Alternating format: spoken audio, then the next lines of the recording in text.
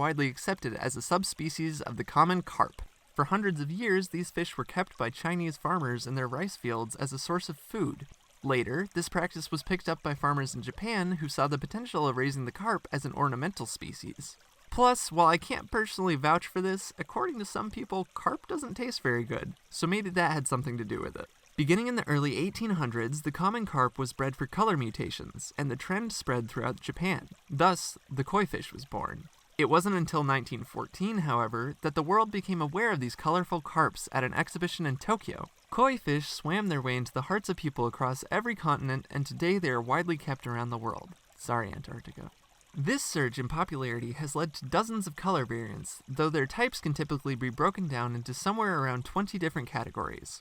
The most common colors they display are white, orange, red, yellow, black, blue, and cream, and these can show up as solid colors, like the Hikarimono variant, as spots, like the Tancho variant, and mottled markings, like the Bekko variant. They can even appear metallic and pearlescent. While they may look pretty, if left to their own devices after a few generations, they will actually revert back to their natural brownish tinge. Carp are rather robust fish and can survive in many different environments. Koifish longevity can probably be attributed to this fact. Because they're so hardy, if released in an ecosystem where they don't naturally occur, they can cause devastating effects. In some areas of the world, carp are considered a pest, and it's possible that they exist as an invasive species due to the release of domestic koifish. Basically, if it don't belong there, don't put it there.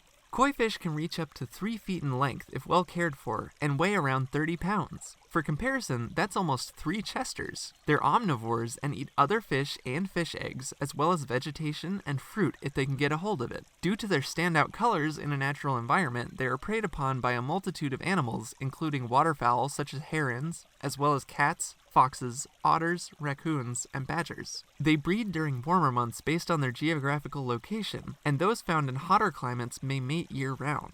Eggs are laid and then fertilized, and anyone wanting baby koi had better go get them out quick, because the parents will actually eat the eggs. Ah yes, parenting at its finest. On average, it's accepted that the koi fish live about 50 years, but what's amazing is that they can live more than 200 years. In fact, the oldest recorded living fish was a koi fish named HANAKO. She was born in 1751 and lived to be 226 years old. She outlived multiple generations of caretakers and survived both world wars as well as the Edo and Meiji periods of Japan, which, for the uninitiated, were times of great change and upheaval in Japanese history. Scientists were able to determine her age based on growth rings on her scales, much like the growth rings of a tree. Also, I wanted to point out that HANAKO was born far earlier than what most consider the origin of koi fish, which we previously stated happened in the early 1800s. While ultimately, I don't have any facts to back this up, my guess would be that small populations of koi fish were kept by more influential families at the time, because the practice of ornamental fish species was not a novel idea.